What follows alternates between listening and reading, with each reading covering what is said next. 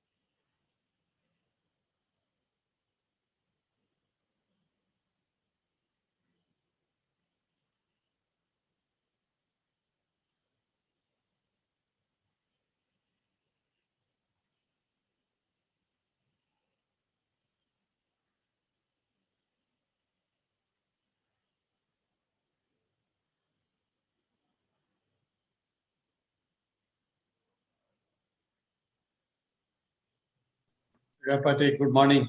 Good morning, Sanjay sir. How are you? I'm good. How are you? I'm good, sir. Okay.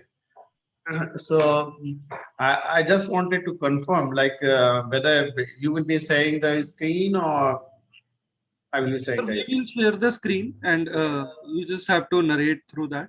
Okay. Also, So I think rest, you just have to chair the session. So yeah, interested people, they'll do the presentation, and after that, you can give a closing remark, like consolidating what they said, and then we can close the session. yeah. So can you see my screen? Just let me share. Sure.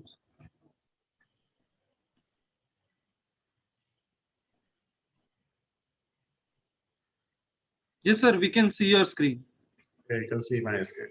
Great. So you want to like share your screen while presenting? मतलब, No, I don't want. we'll do that, sir. So no need for you to share. Instead, we'll be do the sharing, and you can just read through that, and that way you can. Yeah, well, yeah. In fact, that way, that way, I wanted that way because if you can share it from the background, so that would be good. So I sent it just because so that you can understand what exact, matlab, what uh, people are included in the session. yeah, yeah, good, good, good. Sure. So especially I wanted to share the screen when I'm introducing the speaker. So that it's easier to read out. Sure, Difficult to sure. remember all of them. Sure, sir. Yeah. So I think we'll join other speaker will Yes, be sir. joining by. Actually, I'll remind everyone so that people will join straight away. Yeah, yeah, Thank you.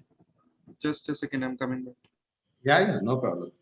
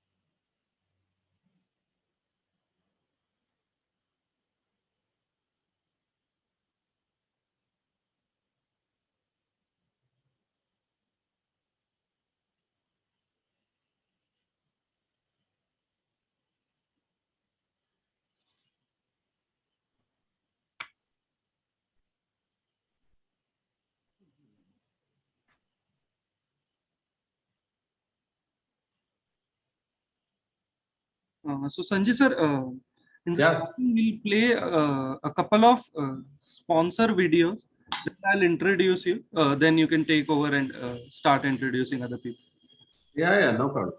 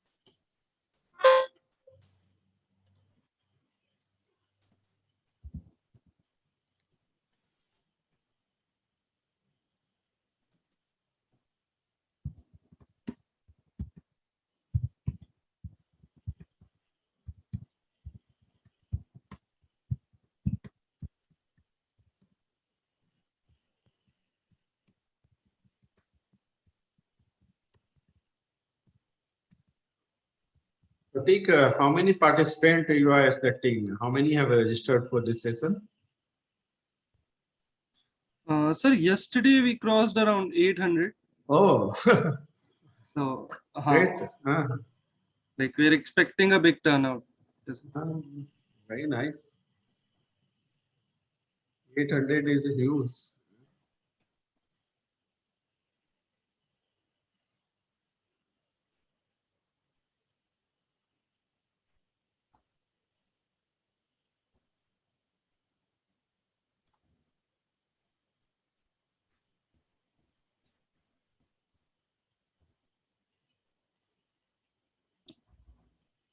Miss Sunita will also join in like couple of minutes. Yeah.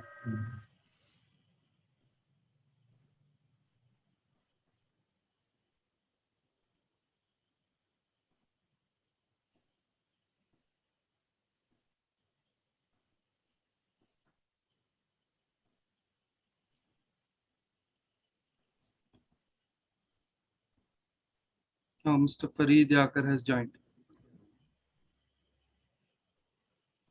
Good morning, Mr. Yakar.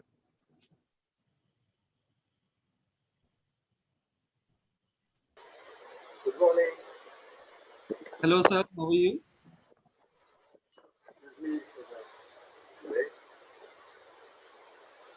Good morning, Faith. How are you? Good, thank you. I'm sorry, there's a time difference here.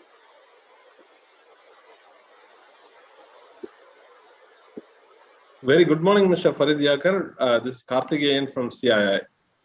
Welcome, sir. Welcome.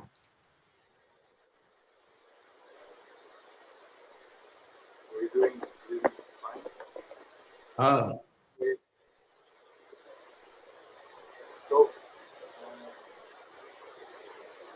do I share my screen? I think your voice is coming muted, so could you check the speakers? Second.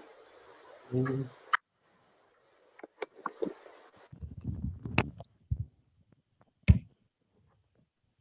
Is this better now? Yeah, it's much Much better. better, sir. Thank you. Okay, sorry for Okay. that. Can I share my screen?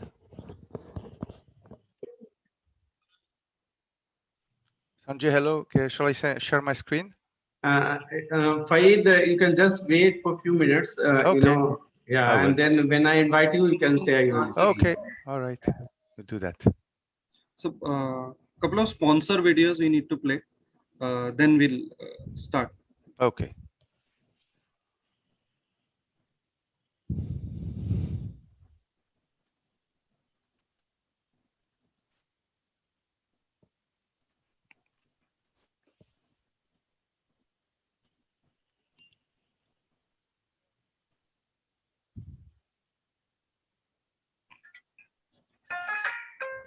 Virus guard वाला ply लाया हूँ sir.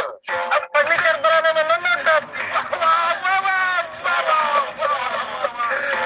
What is the first? ऊपर के खतरे का tension को अंदर के खतरे से बचाएगा कौन?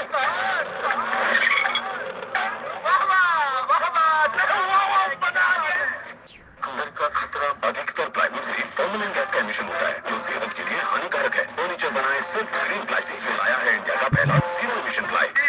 लो, खुल के सांस लो।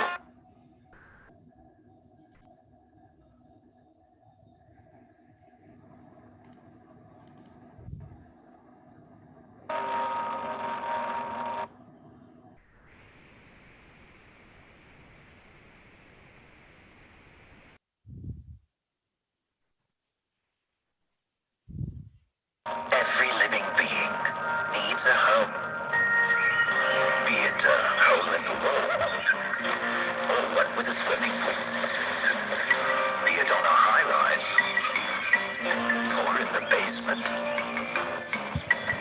be it a studio apartment or a grand piece of architecture, be it with a sky roof or one with an ocean view, be it a cabin in the mountains or a shack beside the sea.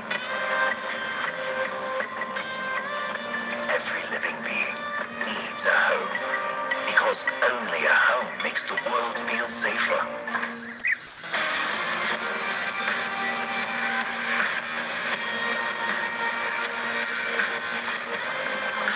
This Environment Day, renewing our commitment to keep all homes safe, clean and green, and abundant with fresh oxygen.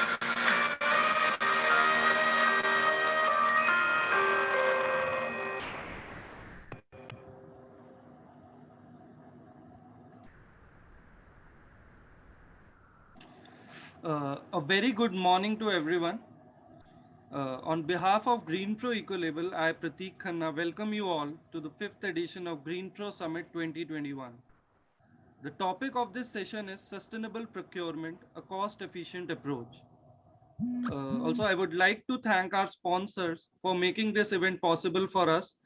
So, a special thanks to the platinum sponsors Ecowood Somani, Greenply, JSW Cement, and Tata Tiscon. And our associate sponsors Nippon Paint, USG Boral, and Wookie. To proceed further, I would like to welcome Mr. Sanjay Kumar, Chief Materials Manager, Central Railway, Ministry of Railway, Government of India. Sanjay Kumar has over 2 decades of governance and leadership experience in public policy, procurement and supply chain, and environmental and social safeguards. He has been one of the leading voices for the region advocating growth of sustainable purchasing movement in India.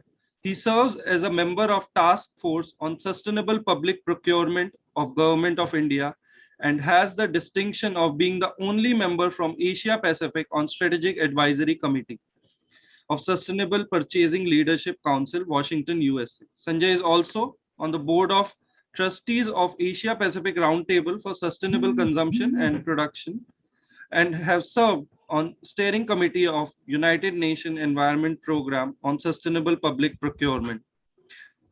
He is the voice of SPHS by interagency task team of 10 United Nations agencies. He happens to be the recipient of prestigious 2017 Sustainable Purchasing Individual Leadership Award by SPLC, Washington, USA. He writes for national and international newspapers, magazines, and journals, and spoken in more than 30 countries as invited speakers. Mr. Sanjay Kumar, we welcome you, sir, to the 5th GreenPro Summit and would request you to kindly enlighten us with today's opening remarks. Thank you. Sanjay sir, over to you. Thank you, Pratik. And thank you, CII, for organizing this wonderful event. Good morning, ladies and gentlemen. It gives me an immense pleasure to welcome you to the 5th edition of the GreenPro Summit 2021. Past GreenPro Summit has witnessed interesting conversation on how to enhance sustainability in the building and construction sectors in India. It has been successful in bringing together industry leaders, policymakers, architects, planners, and contractors on a single platform to develop a common understanding of what constitutes sustainability in the business. When we say the summit has been also at the forefront in pushing sustainability into the entire value chain of construction materials. And since yesterday, we have seen wonderful presentations made by the industry leaders and policymakers. And People have benefited. I'm sure people have benefited. I have benefited too. As a part of the summit today, we are going to have conversation on sustainable procurement, a cost-efficient approach. As we know, the strategic role of procurement is, in addressing sustainability issue, is widely recognized now than ever before. The entire world, including India, has made substantial progress on integrating sustainability in purchasing decisions. However, there are still challenges on the path of sustainable public procurement and sustainable procurement in the corporate sectors. One of them hinges on cost of sustainable products, works, and services. So, how do we address these issues? Today, we have three experts with us, and we will hear them on the, how do we introduce sustainable public procurement as a cost-efficient approach to stakeholders, so that more and more people, more and more industries join this movement, and we together move on the path of sustainability. Our first speaker today is Dr. Faeed Yakar. Faeed, he has been leading the work of UNEP in the area of sustainable procurement since 2008. He taught agriculture economics at the University of Blida, Algeria from 1998 to 1990, before joining the international NGO Init, Environment Development Action, after the Rio Summit that he attended in 1992. And also note that he also attended the Rio 20 Summit in 2012. 2012. After managing an international program on promotion of participatory approach in the field of urban environment from 1994 to 1999, he took the direction of European Office of INEDA before joining UNEP in 2008. He has, many credible distinctions. He has been leading sustainable public procurement globally since 2008, right? And there are a number of achievements. I will not name them because most of the people know him. He holds a master's degree in agriculture economics and University of California, Davis, USA. So Faeed, over to you. Welcome you to the summit, and we would be happy to hear your, voice and your guidance on how do we introduce sustainable procurement as a cost-efficient approach. Faeed, over to you. Thank you very much, Sanjay, and it's a pleasure and an honor to speak at the GreenPro Summit 2021. I'm really pleased to see that there is an interest in sustainable procurement from the business community, because we believe that alone governments cannot walk the talk, that we have to have joint action between government, between public authorities, private sector, individuals, academia, to really ensure that we accelerate the shift to sustainable development and that we implement the sustainable development goals. If you allow me, I will share my screen now, because I have a few slides to project.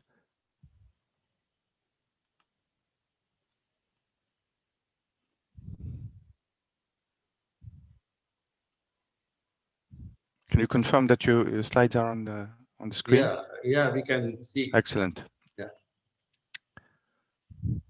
So I would like to highlight first, since also I work for the UN, that the situation, the challenges we're trying to address are worsening, that the situation is really degrading instead of improving over the last 50 years. We're going to celebrate in 2022 the 50 years of the creation of the United Nations Environment Programme.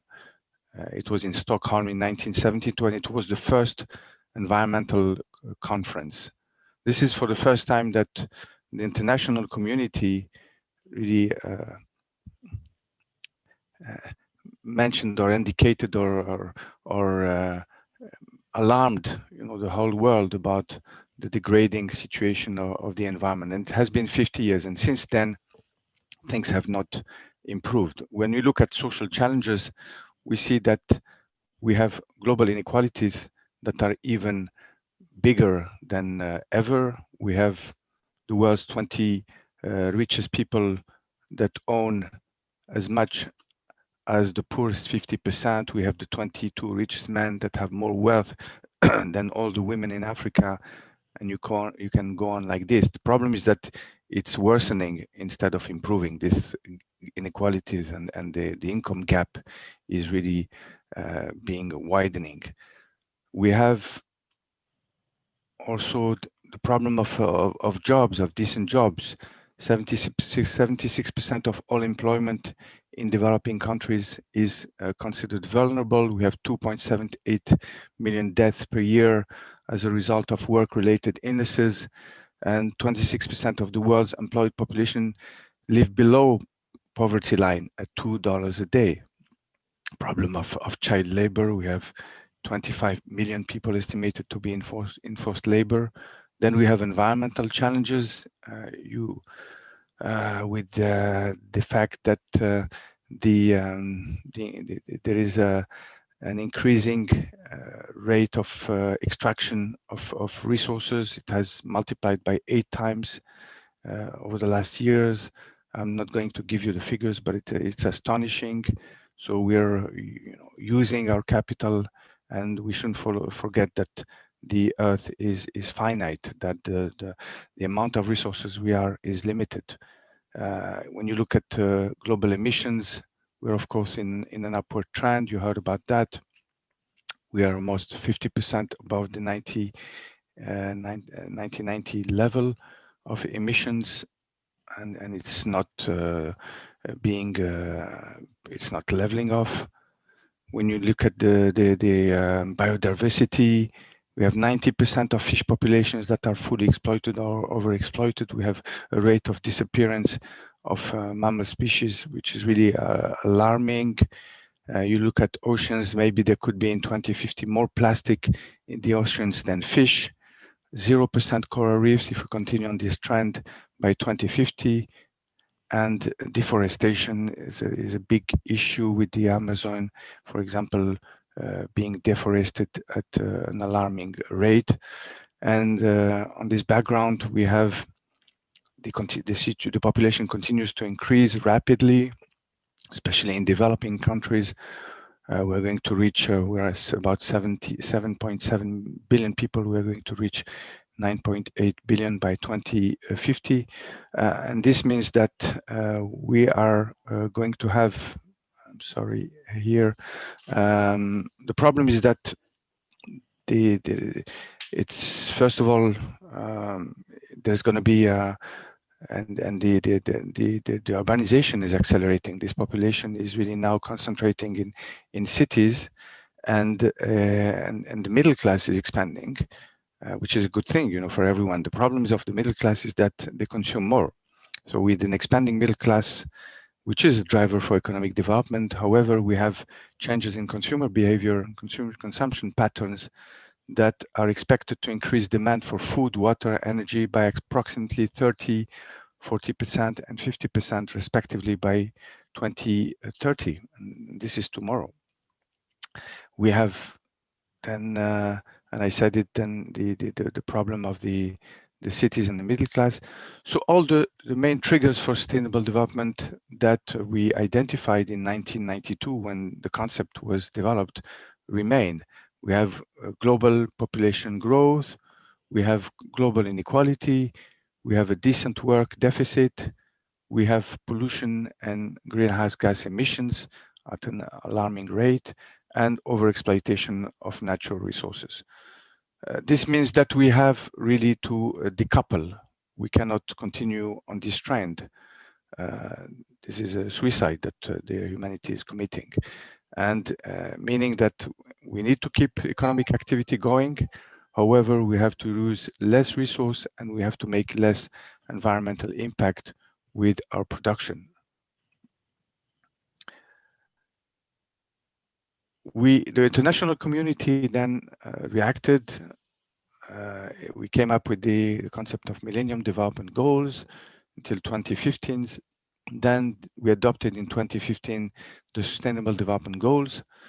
And one of the goals, since this is our topic today, is about sustainable procurement. And there is a target in goal 12, sorry, which is about promoting public procurement practices that are sustainable in accordance with national policies and priorities. So this issue of sustainable procurement that we're discussing today is at the top of the political agenda of the international community.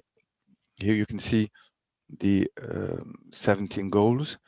So we have the 12th is on responsible consumption and production, which is one of your topics. And within 12, we have 12.71, or sorry, 12.7, which is about promoting sustainable procurement. And we have an indicator that my organization is following. We're the custodian of indicator 1271, which is the number of countries implementing sustainable public procurement policies and action plans. So I will show you some figures on the monitoring of this indicator later on. And so we noted, and I wanted to indicate to you, and I wanted to report to you on the situation of sustainable procurement at world level, give you an overview of implementation of sustainable procurement. And here you can see the countries that submitted reports in the framework of this monitoring. You can see that we have 40 submissions. Unfortunately, we couldn't get a final submission from India, but I can tell you that all the countries that are on the map are implementing sustainable procurement, but some of the countries are implementing sustainable procurement, but were not able to submit a report. We also had a number of the subnational governments that submitted reports. You can see them on the right, but you see here that and I have this graph to show it, that Europe is leading in terms of implementing sustainable procurement. And you can see in terms of level and in terms of performance, you can see that Europe not only has the greatest number, but you can see the darker color shows that they have a high level of SPP implementation. In fact, number 3 is the maximum we found, and we call it medium high level of SPP implementation, and European countries have about 7-8 countries that are in these categories. Then it's followed by Asia Pacific, where we have 7 countries, Latin America 7 countries, Northern America we have 3 countries, and then Africa and the Middle East we have really lagging behind, very small number. We can say that sustainable procurement is not yet implemented in a majority of Africa and the Middle East. Now, maybe as in terms of introduction, it would be good to share with you the notion of sustainable procurement and definition of sustainable procurement. First of all, why sustainable public procurement? We have astonishing figures in terms of public procurement in countries and percentage of GDP. We have an incredible lever to really promote sustainable development. When we think that in the EU spends 2 trillion euros in procurement, the US $1.7 trillion, and in the rest of the world, we have between 13% and 16% of GDP, and sometimes much higher figures in some developing countries. So this is really why we really need to use this instrument to promote sustainable development. Second, we have to think that every time we purchase something, it has hidden, and sometimes not hidden, human health, environmental and social impacts throughout the entire supply chain. So it's really contributing to the challenges I mentioned at the beginning of my presentation. And you can buy coffee, for example, you think it's harmless. No, in reality, by drinking 2 cups a day, you're using fertilizers, you're using highly toxic pesticides, and you're contributing to the clear cutting of forest, the ones I showed you earlier. Same for producing paper. You need 98 tons of resources to produce. Same for meat. by producing soya and deforesting. So these are the kind of impacts we can find. Plastic pollution we mentioned, overfishing, discrimination, conflicts. Mineral can get into wars and conflicts, and of course deforestation. So we have to be aware that consumption is at the heart of the problems we're facing at global level, either in the social area or environmental area. So we have to address this problem. We have to make sure that our consumption doesn't limit the negative impact of consumption. How do we define sustainable procurement?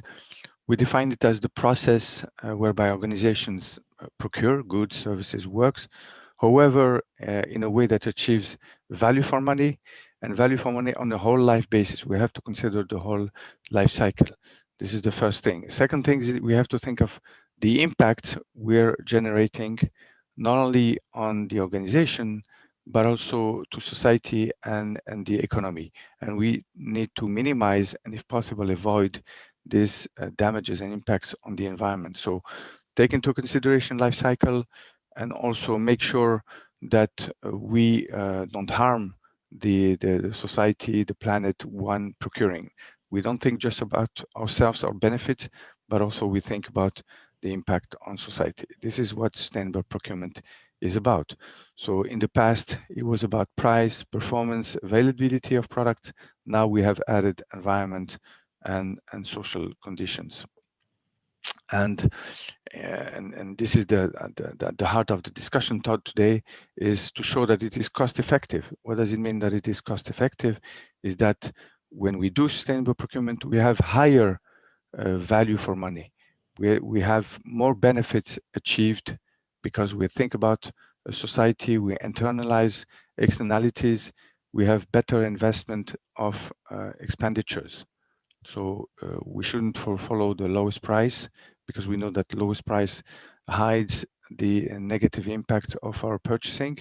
We have to think about life cycle, so think where impacts occurred over the life cycle, and we have to think about total cost of ownership, make sure that we take into account running costs, disposal costs, and other types of costs that are incurred by the organization and could have a negative impact on planet and society. So how do we move from the acquisition cost, that we're using, most of the organizations and in the world are still on the lower price basis, to total cost of ownership, and in the end, global cost? What do we mean by that? Total cost of ownership is we stay at the level of the organization. It's the cost incurred by the organization over the whole period of ownership, users, maintenance costs, disposal costs. So this is the first step, from acquisition cost to global cost.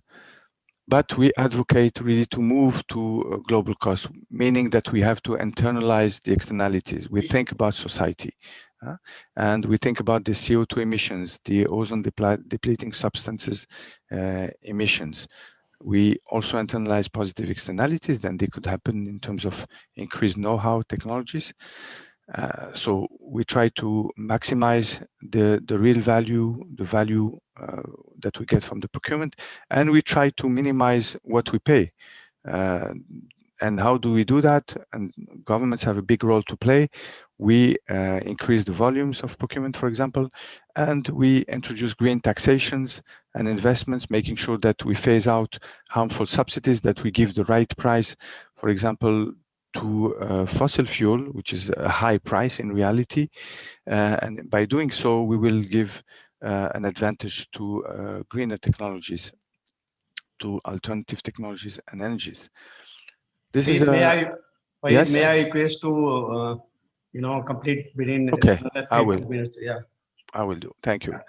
So I'd like to finalize by showing you this graph where we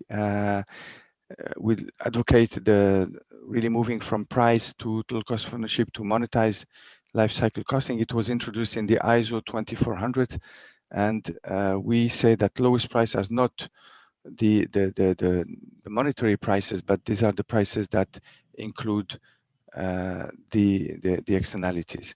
And I will finish by making the case for the greening of supply chains, since this is at the heart of our discussion today. And for you to understand that impacts are not just within operations, the operations of your companies, but they are within the supply chain. It's in your procurement of goods and services that we find most of the impact. And so we advocate that sustainable procurement should concern not just private or public procurement, but also institutional purchasing. When you look at the US, they have a $10.1 trillion of institutional purchasing. And this is where we can make a difference, because these organizations, whether in government or in the private sector, are uniquely positioned to demand transparency into the upstream and downstream impacts of goods and services, and they are capable of incorporating sustainability criteria into purchasing decisions at a scale that can shift markets. If we want to make a difference, we have to target institutional purchasing, and we have to make consistent demands to the market to ensure that the productive sector will react and will be able to supply the green goods that we would like to put on the market. So Sanjay, I'm sorry for having been a bit long. I'm available for the discussion, and I'm going to skip this last part, which was an overview of SPP implementation of world level. But I've already indicated that we're progressing, that we have 40 countries that have provided reports showing that they're complying with the SDG indicator, and hopefully in the next year, this number will rise. And thanks also to your support and your contribution. Thank you, Sanjay, and sorry. Thank you for it.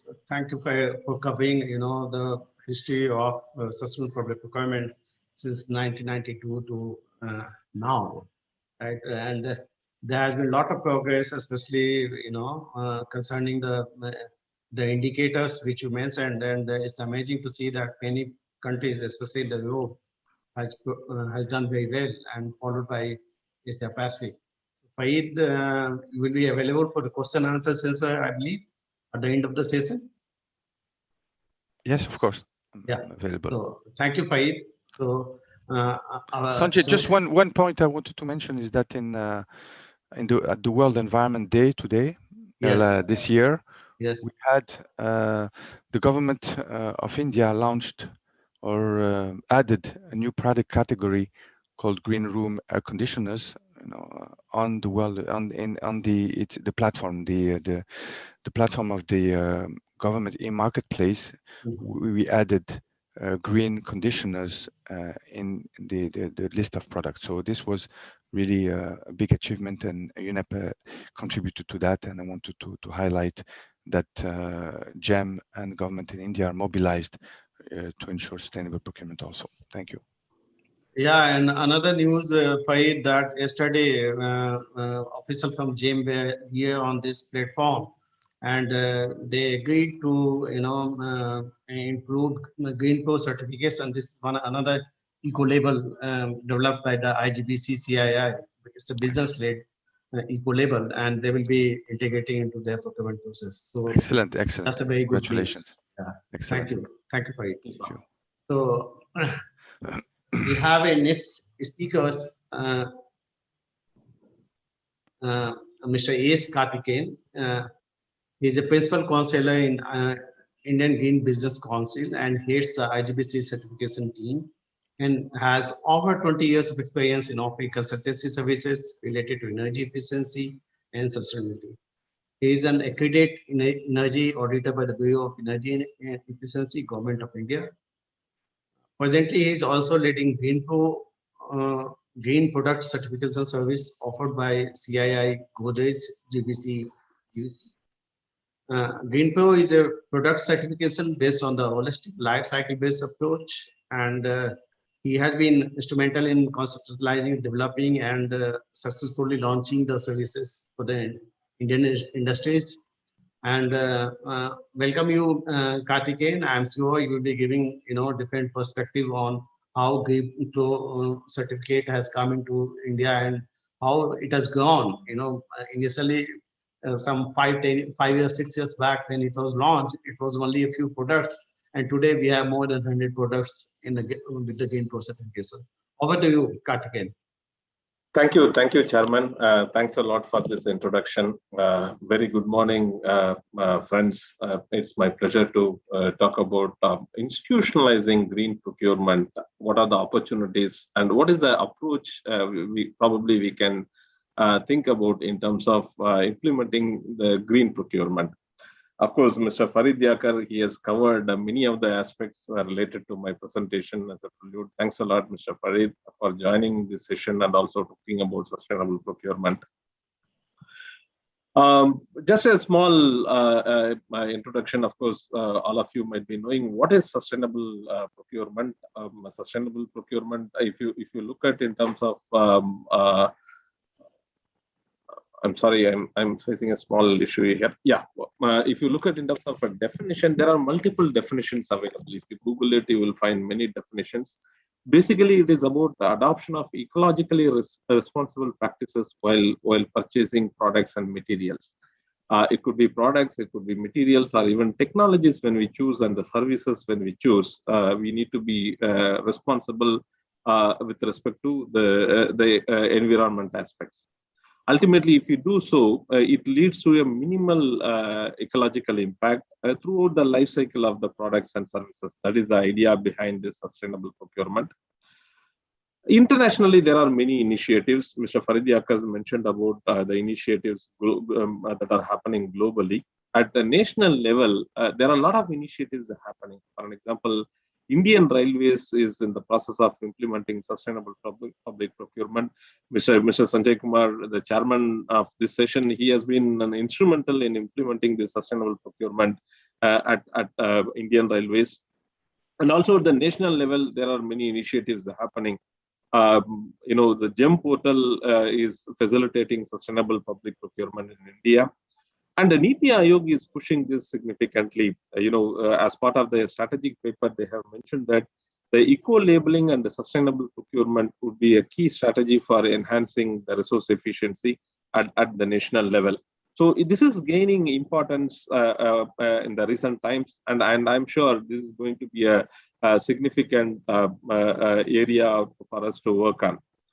Why we should adopt this? What are the benefits? Obviously, it contributes for reduction in operation and maintenance costs. So my presentation would be more with respect to buildings and built environment.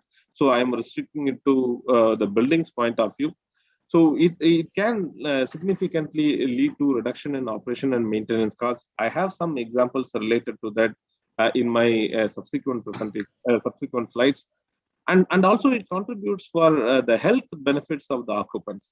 There are many products which have been certified by GreenPro. They contribute for the health and well-being of the occupants, the environmental benefits. The overall green building performance could be improved if considered by design. It would be mind-boggling for many of you. We can even think about reducing the construction cost. Mr. Farid Yakar talked about looking at cost of ownership, looking at the cost of the whole society. Even we can think about looking at the initial cost. That is what the pitch I would like to mention here, because many a times when we go to the developers and builders to look at green products, they all claim, yes, the green product is costlier. It is not really so. We have many examples wherein the GreenPro certified products are very, very competitive compared to the conventional products. We have a list of pricings, and then we are comparing these two, and then we find the green products, many of the times it is even cheaper compared to the conventional products. Why it is becoming cheaper? There are many reasons. When we start working on greening the product at multiple aspects in the entire life cycle of the product, people look at resource efficiency.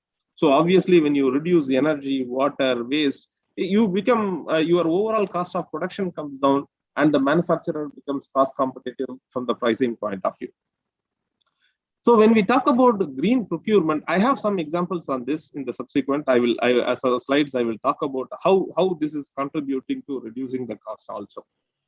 The green procurement, our approach, what we have been talking to the institutions or the private organizations is in terms of how we can go about.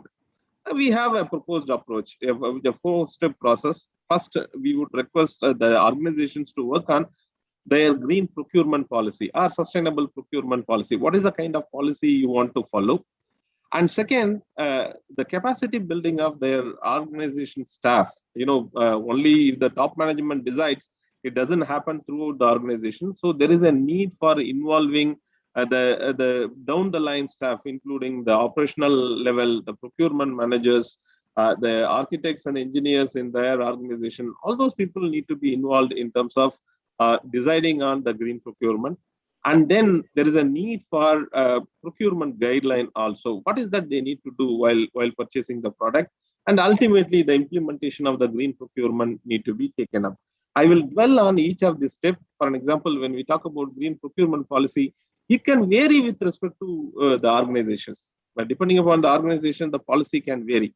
For an example, a large commercial developer, they may focus on building materials more. On the other hand, if you look at a large IT organization, probably they may look at more in terms of green power procurement. So their approach can vary depending upon their requirement. So they need to have a green procurement policy, and the procurement policy should talk about what is the overall objective of reducing the environment impact as well as the cost of procurement. So that need to be looked at. And they can also look at in terms of the broad categories. See, when we discuss with an organization like Reliance, when they get into retail mart, what are the major areas they need to look at? We have a longer discussions in terms of what kind of furnitures they need to look at within their retail stores, or what kind of products they need to look at while selecting the air conditioners and the indoor environment quality related aspects. So the strategies differ, the focus areas differ depending upon the organizations. So the organization can decide on what is that their focus area. Then they can even start looking at their short-term, medium, and long-term goals in terms of implementing this green procurement in their own organization.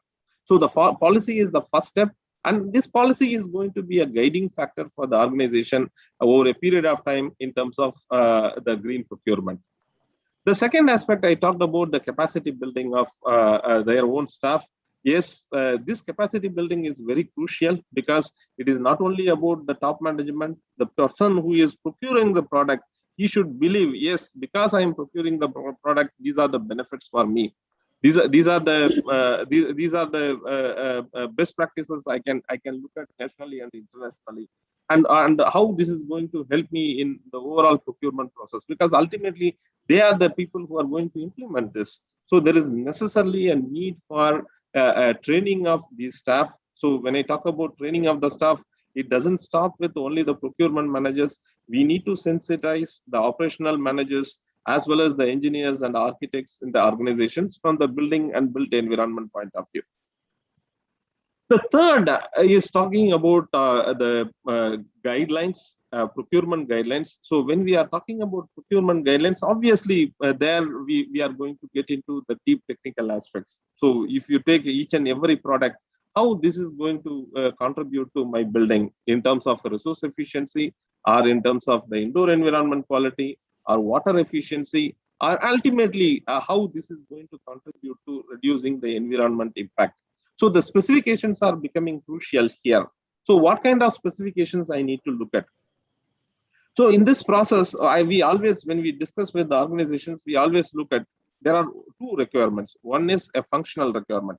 Any product I specify, yeah, obviously there is a functional requirement. There is no compromise on the functional requirement and the quality. At the same time, how this product is going to contribute for the environment impact reduction also, that also need to be looked at. Apart from all this, of course, the price and the cost sensitivity need to be taken into consideration. We are not saying, yeah, you need to pay more because you are going to purchase green product. It is not so. So this has been considered very, very clearly at the selection of the specifications. Just to give you an example, many of the times when the builders and developers go for the procurement of products, we talk about, yes, starting from a simple construction block. A simple construction block, it has got a very high thermal conductivity. Whereas we talk about, okay, when you are going for buying a construction block, buy a block which has got a low thermal conductivity or better thermal performance. Obviously, when they go for a better thermal performance, their heat gain in the building is going to come down. When the heat gain in the building is coming down, they can even reduce their air conditioning load. And their overall energy consumption throughout the building life cycle is going to come down.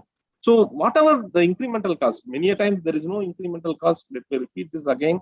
Even if there is an incremental cost, this incremental cost is going to pay back because they are going to gain benefits in the energy cost, in the operational cost. This case study very clearly demonstrates how they are able to reduce their air conditioning investment even. But this is a real case study where we are able to bring down the capacity of the air conditioner at the design stage.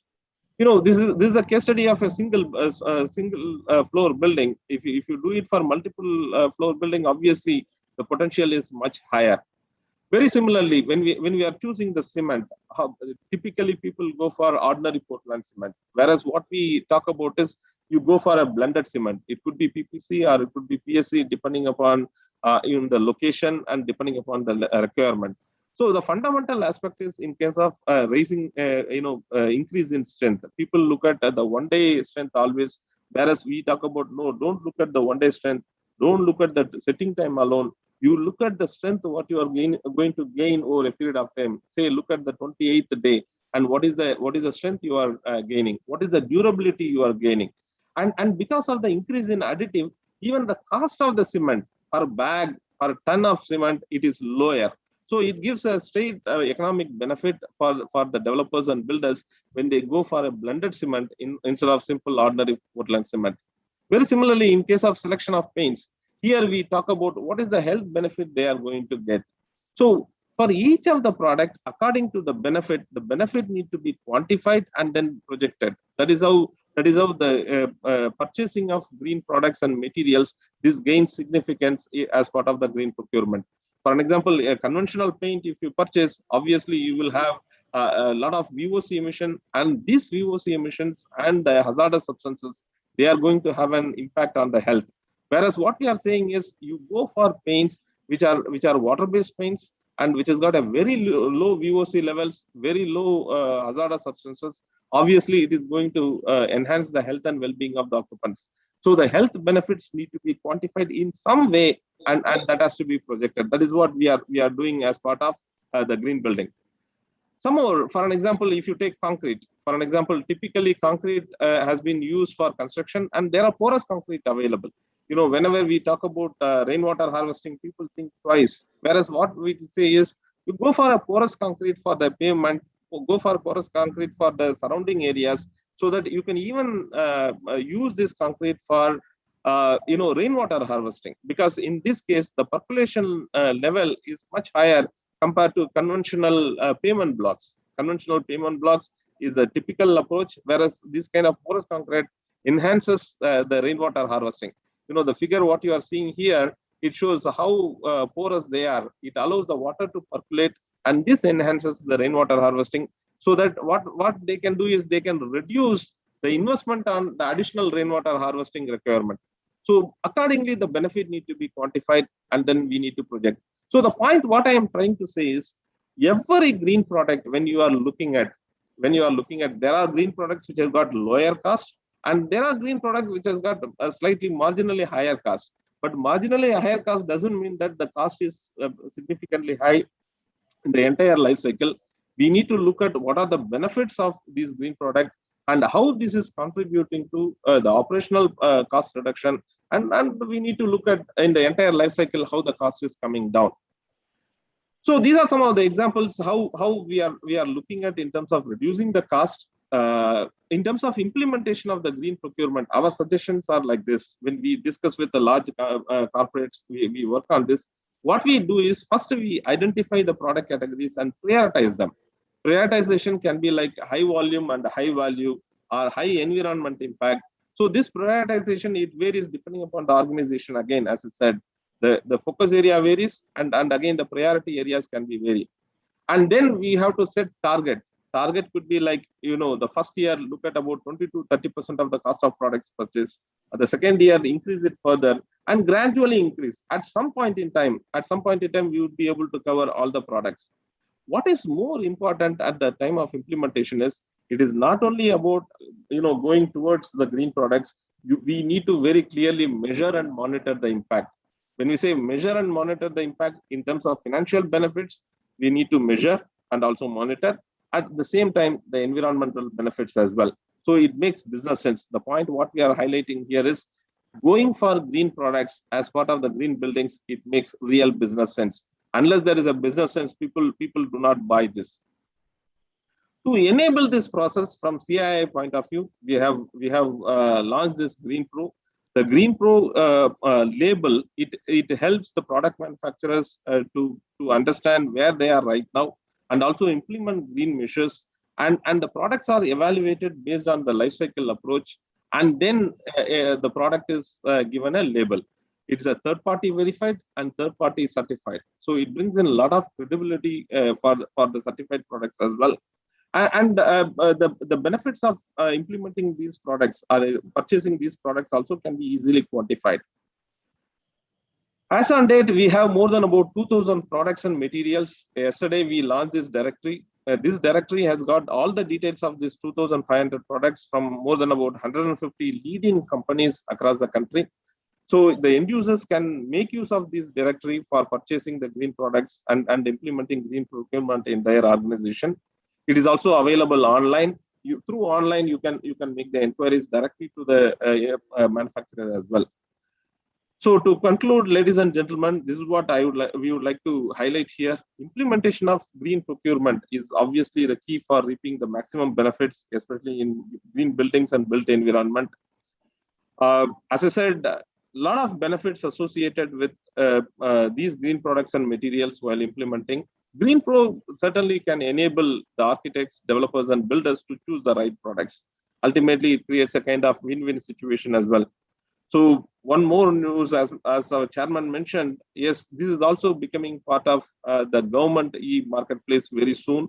And it would be easier for both the government organizations as well as the private organizations to purchase the products through this. Thank you very much for this opportunity. Yeah, thank you, Karthikeyan. It was really wonderful. You gave a broad picture about how green public procurement could be integrated and implemented in different organizations. And Karthikeyan also, highlighted the importance of policy, capacity building, guidelines, and implementation. Especially at the capacity building, his emphasis on capacity building of not only of the leader, but also the people who are working at the ground level, at the operational level, at the users. So that is very important takeaway, I believe. And congratulations once again, Karthikeyan, for launching the third edition of the GreenPro certified product list. And it's let me correct me. Earlier, I believe that I said more than 100, but it's really more than 2,000 products and one for 50 companies. So it's a really great achievement. Thank you. Thank you, sir. Thank you. We'll have the question at the end of the session, and to progress further on discussion today, I invite Dr. Sunita. She is head of sustainability at Mahindra Life Space, which is a leader in sustainability in the real estate sector. She is responsible for devising its low carbon technology, setting science-based target, zero waste to landfill strategy, and create a roadmap for achieving company's sustainability goals through senior management, apart from disclosure management for investor and large stakeholders. Prior to joining Life Space, Sunita was head of sustainability at Training Sustainability Solution, which is a startup in this space. He has over 20 years of experience as an environment and sustainability consultant, specializing in the strategic impact assessment, development of sustainability strategy, low carbon strategy, supply chain strategy, and waste management, to name it, some of the area where she had expertise and she works. She is an active contributor to wide variety of funds like CDP, DAC, India NASCOM, India, and she actively involves in the International Telecommunication Union Geneva effort of developing guidelines for investing sustainability for ICT sector and developing the ITU environmental sustainability toolkit. So a lot of experience, very wide experience, ranging from the you know uh, real estate to the telecom sectors. So welcome you, Dr. Sunita Purushottam. Floor is yours.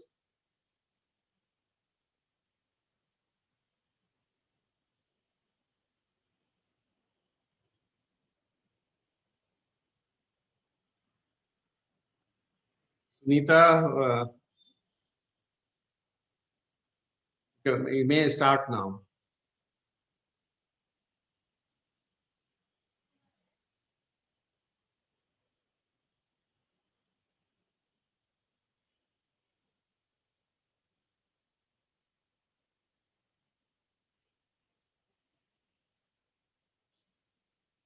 Pratik, could you check if she is available? Yes, she's joining. Yeah.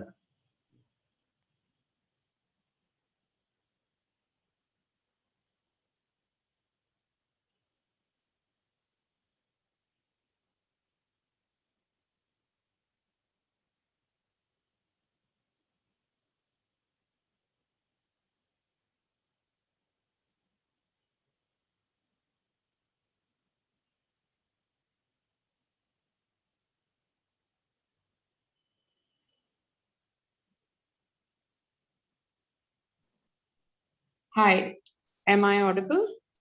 Yes, Sunita, you can start now. Yeah, my apologies, my screen froze. Yeah, but it Absolutely. always happens. No problem. Yeah, so sorry, I had a few slides, but unfortunately, I'm just waiting for my laptop to, cooperate with me, and then I'll be able to share what I had prepared. However, the earlier speakers, gave the background, why it is important, how it can be done, and so on.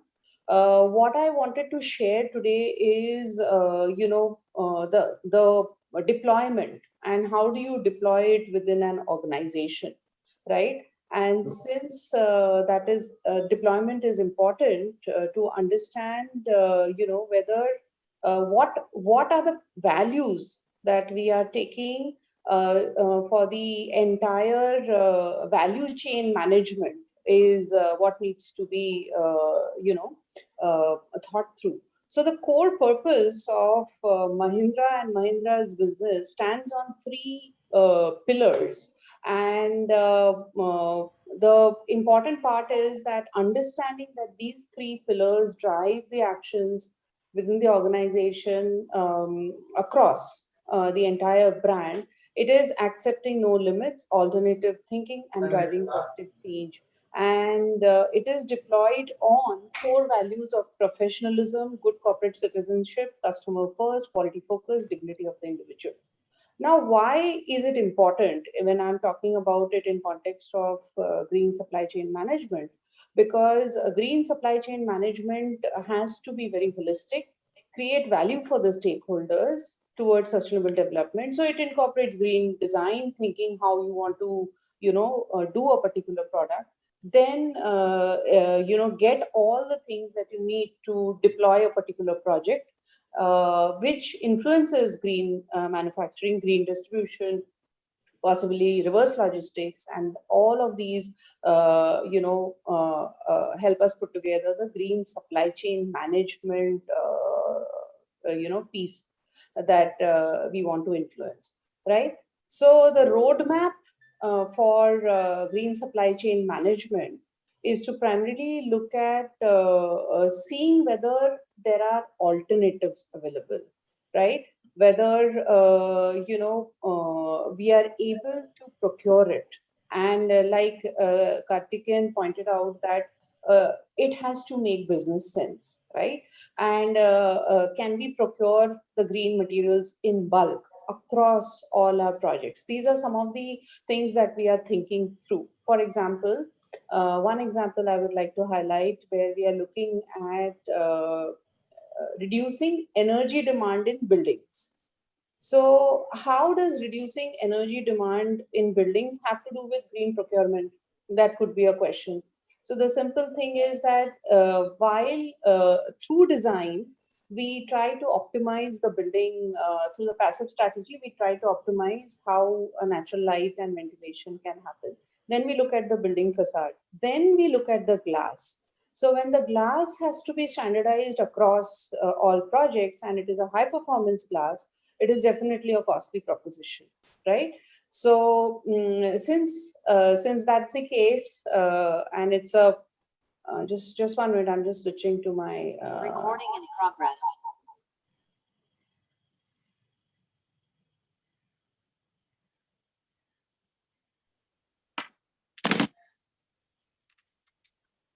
yeah, I hope I'm audible now. Yes. Yeah, really apologies for this last minute thing. So and I'm planning to share my share content here. Just 1 minute. Yeah. Yeah. Okay, so I was talking about glass procurement. So we need to see whether we can procure that sustainably at a rate that starts making business sense. So the objective here was to make a building energy efficient, but we needed a material, and that material is costly. And then we were trying to see whether we can procure it at bulk across all projects, right? The other thing that we often forget while we are trying to look at procurement is we forget that there is a huge scope to reduce, right?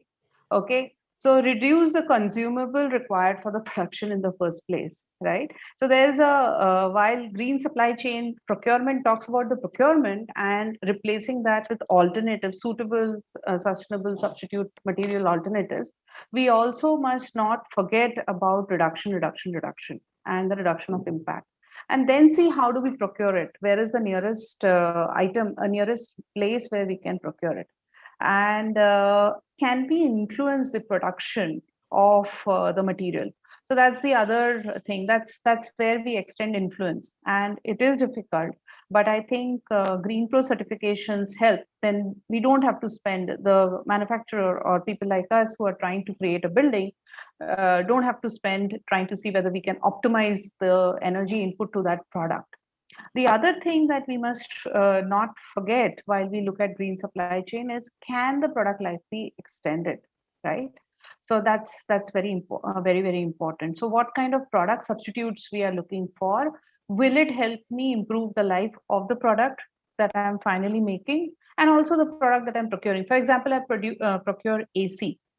My AC durability and reliability should be a high quality product. Only then I can extend the life. So these two pillars are very important for us to see how we can reduce the material that we are getting in and to prolong the life. And of course, the final part that we often forget is around waste and waste management, and how it can the material can go back into the into remanufacture, recycle, and so take it the entire life of journey of any material that we are using.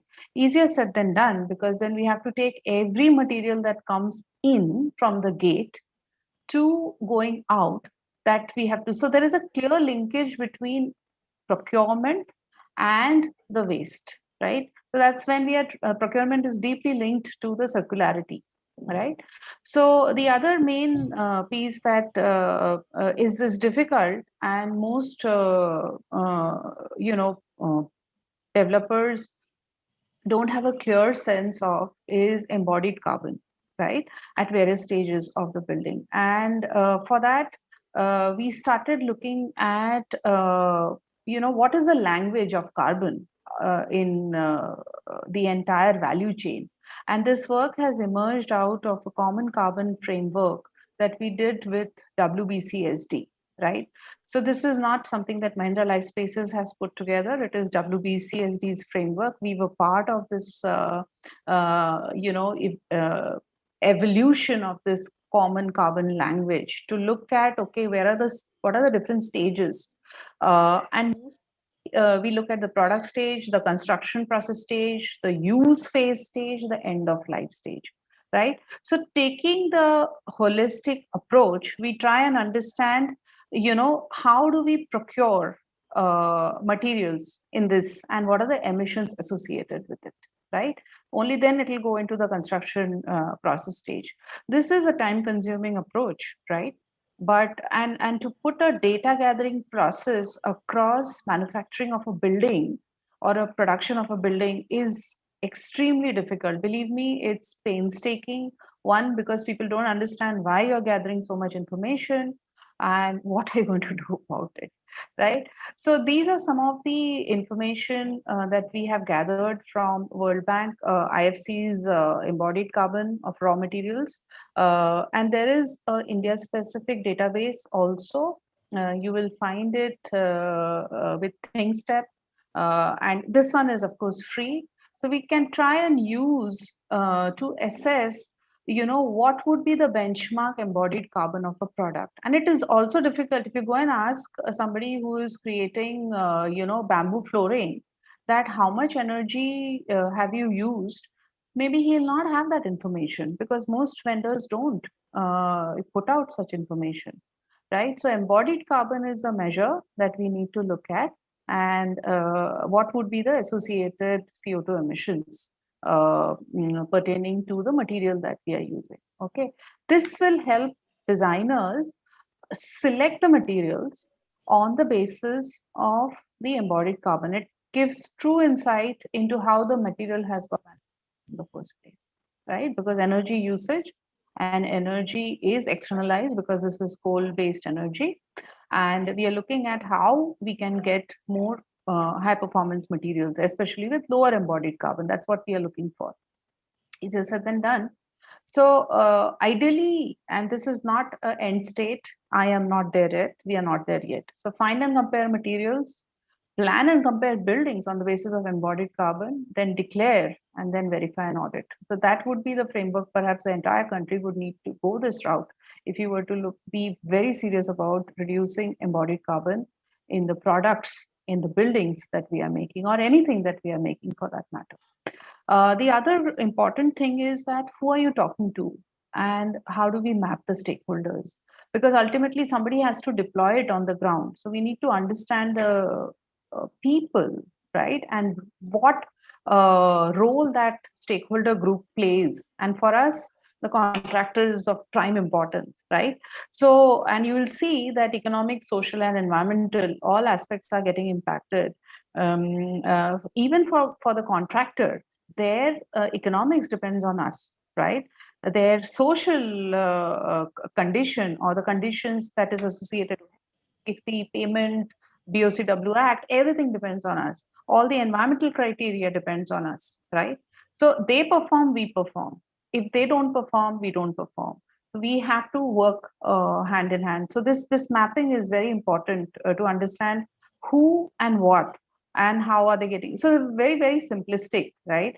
But it allows us to get stakeholder buy-in as to why we have to be talking to contractors all the time, and how do we influence them, because we are the principal employers, right? The other is third-party staff. Third-party staff, the social impact, the payment piece is very important, and economic. And there are certain elements of environmental aspects associated with third-party vendors, actually, especially when you're trying to procure gifts, and we also have a single-use plastic ban policy. When you're trying to influence them, local suppliers and third-party vendors are very, very important here, because you need to ensure that your policy, whatever policy you put in place, is deployed on the ground. So there are certain areas of environmental impact that we have with third-party staff as well. This is EPC and consultant. So basically, they are management consultants or design consultants. I would actually now shift the environment piece onto the high, especially if they are the design consultants, because if we are, they do have a high impact on the building performance. So this study was done a little, it's slightly dated.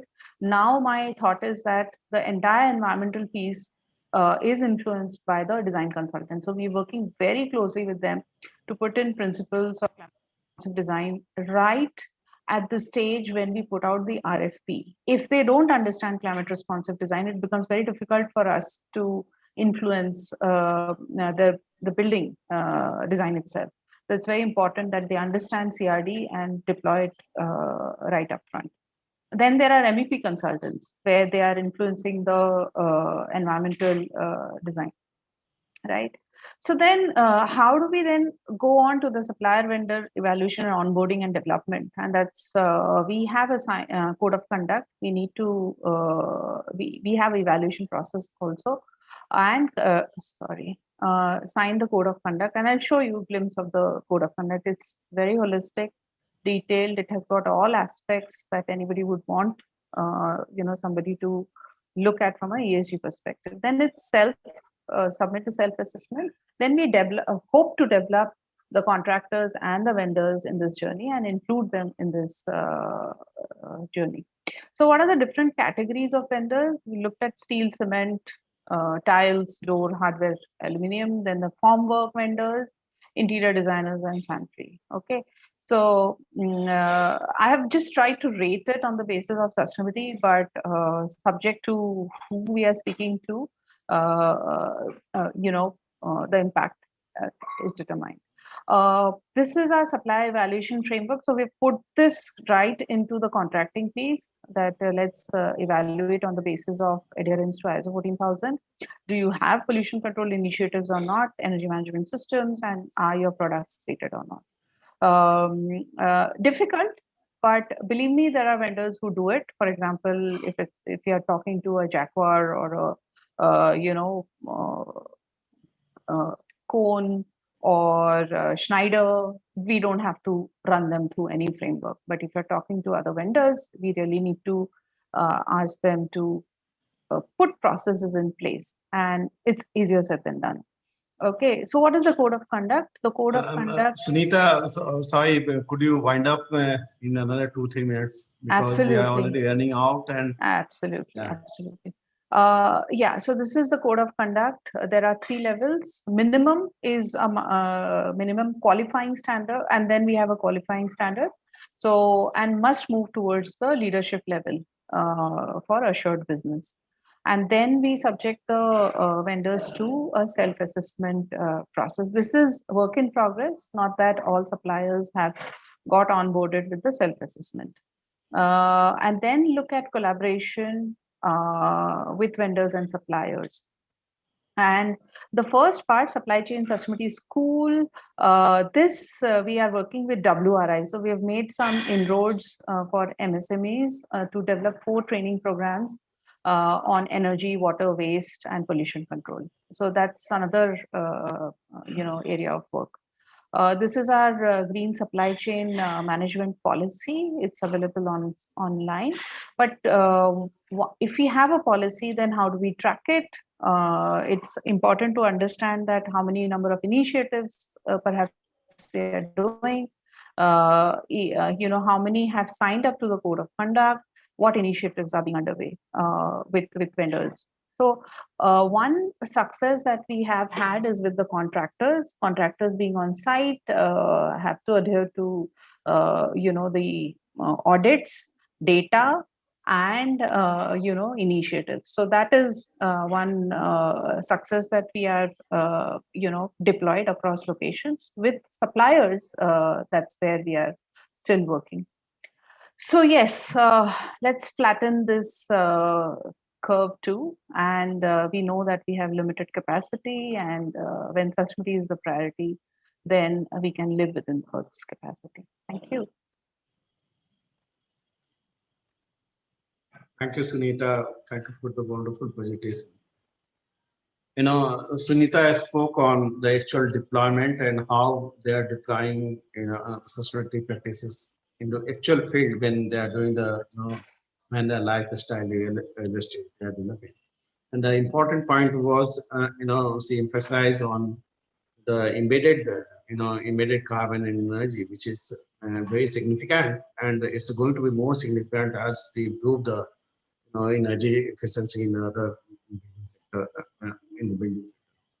So the future is when we talk about the energy, the emitted carbon energy is going to be very important. And she also spoke on the importance of working with the stakeholders together, and then only we can move forward on this journey.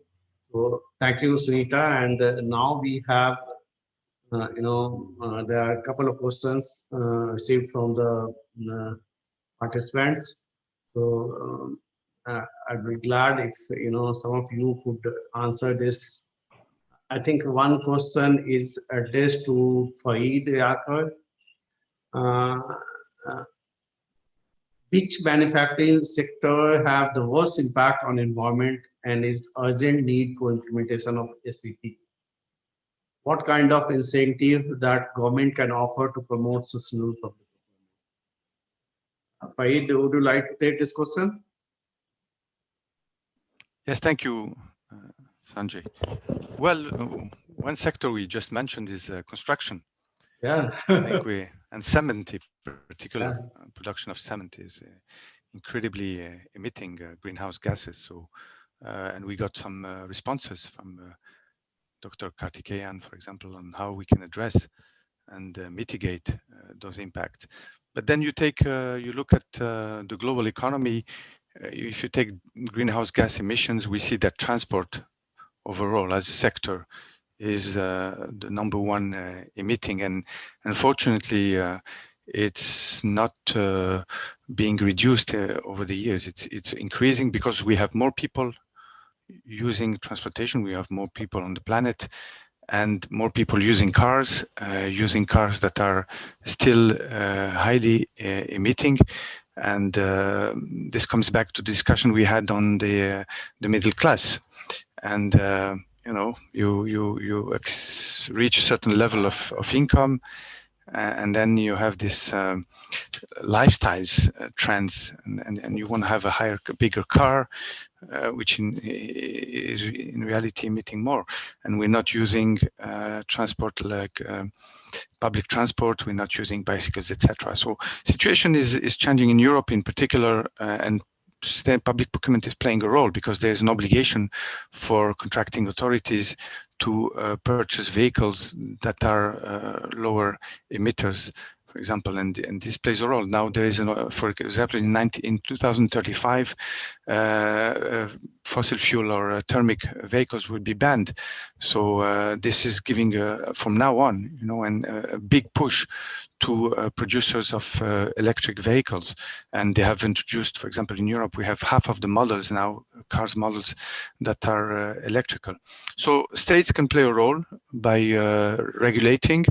They can play a role by phasing out harmful subsidies. We spoke about fossil fuel subsidies, and this is a clear example. They can play a role by walking the talk, and they can play a role also by themselves procuring sustainability and sending sustainable products and sending the right signals to the market, also because they have high volumes. But they should do it also with other institutional purchases to make sure that we send the same signals to the market in terms of what is expected from the productive sector, in terms of the quality of the products, the specifications of the products, the production processes. And we had very good and interesting illustrations in our discussion today. Thank you. Thank you for it. Thank you. There's a question for Kartikeyan. Kartikeyan gave a number of examples on how sustainable public procurement is basically a cost-effective approach if you look at the long terms. And the participant, he wants to know, does GreenPro products contribute to decarbonization in building sectors? If yes, to what extent? Kartikeyan? Thank you, sir. Thank you. Yes, decarbonization is a concept which is picking up really well now. Everybody is looking at, okay, if I use this product, can I bring down my carbon footprint in the building? There are efforts in this direction. For an example, every product in the building and in a building may not lead to the decarbonization. For an example, if I take Cement, yes, we have a very clear case. It can reduce the GHG emission of your building. Concrete, yes, there are very clear cases that has been given for reducing the carbon footprint. Similarly, steel, yes.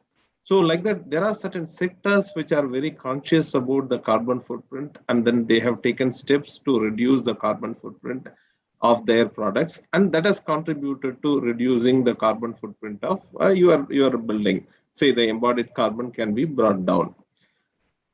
Many of these concepts are not still adopted by, this concept has not been adopted by many of the product manufacturers yet. That is a fact. Okay. For an example, if I start looking at furniture, the consciousness about the carbon footprint is yet to penetrate. So there are certain product categories where we can certainly look at how these are going to contribute for reducing your embodied carbon and carbon footprint. And some of the product categories, the concept is yet to penetrate. So we are encouraging them. We are encouraging them to look at that. Okay, thank you, Karthikeyan. And there is one question for Sunita as well. She mentioned about the Mahindra lifestyle and how they are actually deploying sustainability into the building all the real estate under the umbrella of Mahindra lifestyle. So you mentioned about sustainable supply chain schools. So what do you propose to cover that? Because there is another sustainable supply chain school, managed by Excellent Sustainability in the UK. So are you thinking of some kind of collaboration, or is it an independent initiative of the Mahindra Lifestyle? No, we are collaborating with WRI.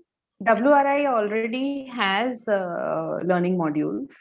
Where WRI has a challenge is the outreach part, and getting them on board. So, but we have already a bunch of people we are working with, right?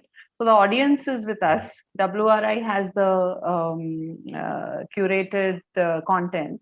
It is putting two together and seeing whether whether we can generate interest, and we are happy for doing this across various developers. So it need not be just restricted to Mahindra Life Space. It will be open for all, and these are being done free of cost for with some incentives to people to come and join. Incentive in form of a certificate of joining or certificate of learning. So it's a matter of gathering people together and seeing, okay, let's look at this. Let's look at, what does it mean to be environmentally responsible? Because it's not easy to understand environmental responsibility. It is, we talk in jargons. We say, scope 1, scope 2, scope 3 emissions. People are like, okay, so that's a different world altogether. What is scope 1? What is scope 2? Nobody knows this, right? We feel we know because we have heard it for the last 15, 20 years. We are hearing all these terminology. But reality on the ground is so different that they don't bat an eyelid to throw things out, right? Construction waste, somebody will take it away. Energy doesn't matter because there's no measurement and monitoring. So it's a huge amount of hard work to de-jargonize. And then if you are people who are doing it, and there are small and medium vendors who have got onboarded, and they are seeing a benefit on their business. So normally the point is that I don't have time to do even actual business. How will I save energy, water, and waste? But if we flip the question around, is would you like to save some money while you're running the business? Maybe they'll get interested. So when they start seeing it, the result is cascading. For them, it's an eye opener, right? So if you're saving water, if you're managing your waste well, it has a cascading impact on the business, operation of the business. So it's just hope pe dunya kayam hai. Let's see what can be done. No, thank you, Sunita. Yeah. And it will be really good initiative to look forward to, because I don't see such an initiative, especially in this part of the world, taking place in the construction sector. trying to Yeah. educate the people and bringing the value to the right down to the contact. Because Yeah. unless they understand, like, okay, how I'm going to get benefited out of it, probably, it's a difficult task to manage by oneself. So once again, I would like to thanks all the speakers. We had a wonderful session. Thank you, Faid, and thank you, Karthikeyan, and thank you, Sunita.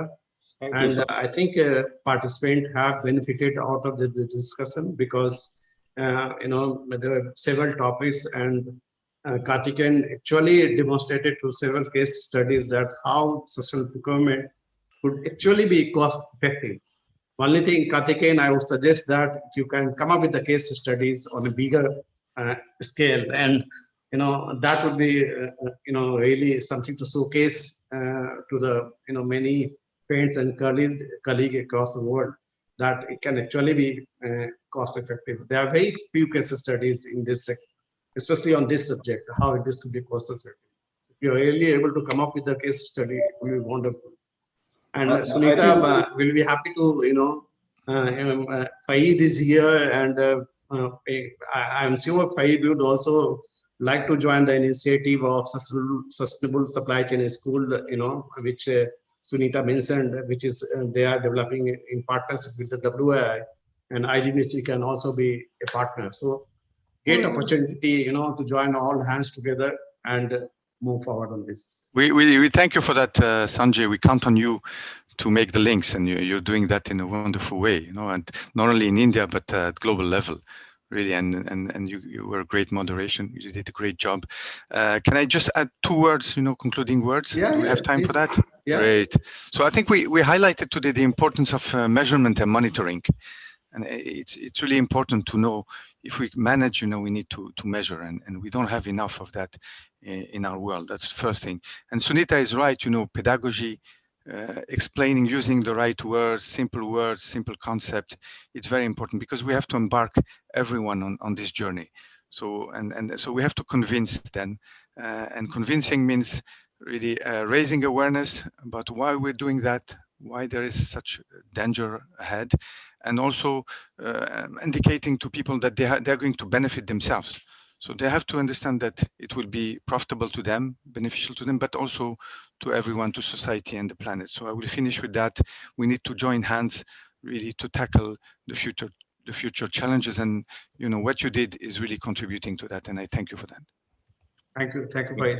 Anything, Karthikeyan, last word you would like to say? No, the last word has to come from you, sir. No. Agree. Sunita? I'm really obliged. Thank you for the opportunity, and thanks, Prateek, for following up. Yeah. Yeah, Prateek is the person who has done everything behind. Yeah. Okay, so finally, I would say that we all work together to take forward this subject. We have done some, we have covered some space, but we have to cover a lot more space. We have to go far, and we can go far only when we join hands together. Thank you. Thank you very much. Thank you all. Great. Thank you all. Thank you. Thank you. Thank you. Bye, everyone. Yeah, bye. Thank you, Sanjay sir. Thank you, Prateek.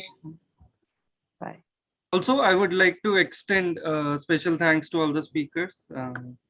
Also, I would request all the delegates to also visit the virtual exhibition, where many stalls are there. You can highlight, they are highlighting all the latest, greenest and most innovative products and technologies. Also, thanks to all the sponsors, all the platinum sponsors, EcoWood, Somani, Greenply, JSW Cement, Tata Tiscon, and associate sponsors, Nippon Paint, USG Boral, and Wuki. Thank you everyone for attending this session. Have a nice day.